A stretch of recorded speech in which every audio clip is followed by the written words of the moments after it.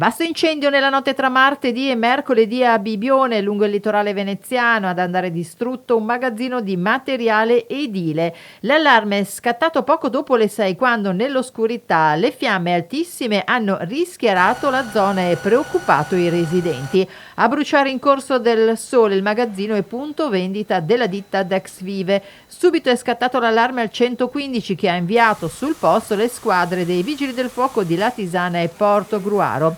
Ad andare in fiamme il deposito che dà sul retro dell'azienda, il cui tetto è completamente in legno, o meglio era completamente in legno. Corso del Sole è stato parzialmente chiuso per parecchie ore per permettere le operazioni di soccorso. Sul posto sono arrivati anche i carabinieri. Le squadre dei Vigili del Fuoco sono arrivate da Porto Gruaro, Lignano, Latisana, Udine, Mestre, Pordenone con 4 autopompe, 3 autobotti, di cui una chilolitrica, un'autoscala, il carro NBCR nucleare, biologico, chimico e radiologico, ma anche 26 operatori coordinati dal funzionario di guardia che hanno operato per circoscrivere le fiamme. Sul posto, infine, anche polizia locale, sindaco e personale dell'ARPAV. I residenti di Bibione sono stati infatti invitati a tenere chiuse le finestre per precauzione